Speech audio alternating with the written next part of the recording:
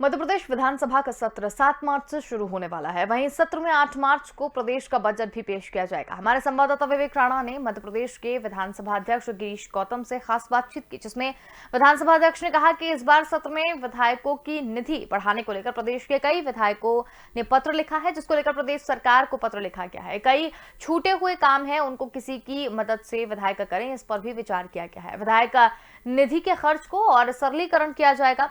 Corona संक्रमण में गिरावट देखने को मिल रही है, जिसके चलते 100% के साथ विधानसभा का सत्र भी चलेगा। बजट को लेकर कहा कि इस बार जो बजट है वो किसान पर फोकस रहेगा। मैं भी विधायक हूं, मैंने भी पत्र लिखकर सरकार से मांग की है। विधानसभा अध्यक्ष गिरीश गौतम जी हमारे साथ मौजूद है। सर, बात की जाए, सत्र शुरू हो रहा है 7 मार्च से, मगर जो विधायकों की जो निधि है, विधायक निधि, उसको बढ़ाने को लेकर लगातार विधायक ने आपको पत्र लिखा है, उस पर कुछ विचार किया गया सर? विधायकों की 3 तरह की मांगे हैं। एक तो उनको कहना है कि जो विधायक निधि उनको मिलती है उस विधायक निधि को और काम करने की अनुमति मिले।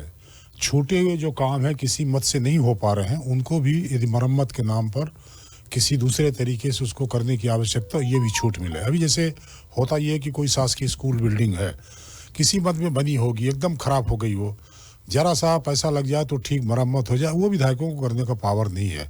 नए कमरे का पैसा दे सकते हैं, नई बिल्डिंग का दे सकते हैं, मरम्मत का नहीं दे सकते। किसी तरह के क्षेत्र के भीतर हो, बिजली विभाग का है, वो चाहते हैं कि बस्ती से ऊपर से निकलने वाले तार जो जीवन को खतरा पैदा करने वाले हैं, उसके शिफ्टिंग का काम विधायक निधि से हो जाए, वो अलाउ नहीं है। इसलिए उनका कहना है कि इस तरह की योजना के भीतर नियम बना करके विधायक निधि के खर्च के और सरलीकरण किया जाए, एक मांग ये है। दूसरा उनका कहना यह है कि जो विधायक निधि है ये तब थी जब चीज़ों के दाम नीचे थे। आज सीमेंट के दाम बढ़ गए, लोहे के दाम बढ़ गए, गिट्टी के दाम बढ़ गए, लेबर कास्ट बढ़ गई, तो सारी चीज़ों के दाम बढ़ गए। इस हिसाब से उसके रेट भी, जो रेट बने उसके हिसाब से उनका निधि बढ़ाई जाए। तो 2 करोड़ है, उसको ज़्यादा किया जाए। तीसरी मांग उनकी है कि अभी 2 करोड़ में से 15 लाख रुपए शिक्षण दान के लिए है कि वो विधायक शिक्षण दान में पैसा देता है। उनका कहना है कि अभी कोरोना काल में उसका 2 करोड़ में 50 लाख सरकार ने शिक्षण दान में कर दिया। उनका सबका कहना ये कि इसको नियमित किया जाए। 15 लाख केवल 1 साल के लिए 50 लाख के, इसको नियमित कर दिया कि विधायक निधि में 50 लाख का शिक्षण दान रहे। और शिक्षण दान का और सरलीकरण वो चाहते हैं।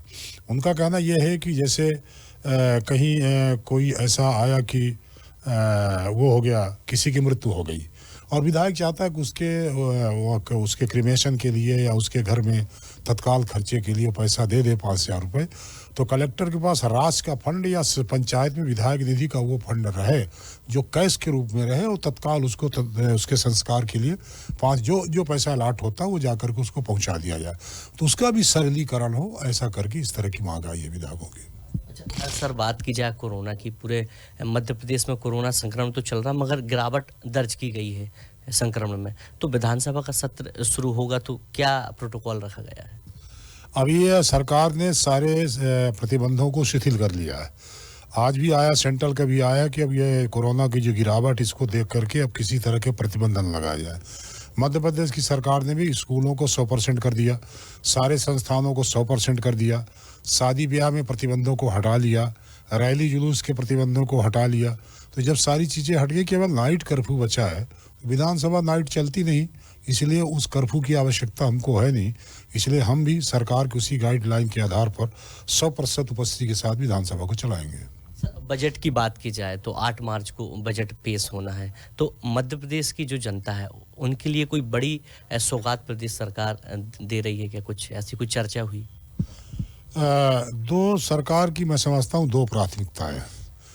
कोरोना के काल के भीतर जनता की जो आमदनी में कमी आई, उसमें किसी तरह का कर का बोझ नहीं आवे, सरकार की प्राथमिकता ये है। दूसरी प्राथमिकता सरकार की बजट के माध्यम से ये होगी कि हमको कम से कम कर्जा लेना पड़े। तीसरी उनकी आवश्यकता ये होगी कि हम जो सुविधाएं जनता को दे रहे थे, जो हम विकास का काम करें, उसमें किसी तरह की रुकावट न हो। 3 दृष्टिकोण से नया बजट पेश होने की उम्मीद मैं करता हूँ। सर, किसानों की बात की जाए, किसानों को लेके कुछ खास बजट में देखने को मिलेगा इस बार? अब ये तो बजट वाले जाने, हम तो बजट पेश होगा, हमारे सामने बहस होगी, बजट बनाने वालों में मैं शामिल हूँ। मैंने बतौर विधायक अपेक्षा की है कि सरकार ऐसा कर सकती है, करना चाहिए। ठीक, धन्यवाद। ये थे मध्य प्रदेश के विधानसभा अध्यक्ष गिरीश गौतम जी, जिनका साफ तौर पे कहना है कि जो प्रदेश सरकार का जो बजट आ रहा है उसमें खास तौर पे जो विधायक जो निधि है उसको बढ़ाने को लेकर जो कई ऐसे जो विधायक हैं उन्होंने प्रदेश अध्यक्ष को पत्र भी लिखा है और विधानसभा अध्यक्ष ने प्रदेश सरकार से मांग भी की है कि जो विधायकों का जो विधायक निधि है वो बढ़ाई जाए। कैमरामैन राकेश के साथ विवेक राणा, स्वदेश न्यूज़, भोपाल।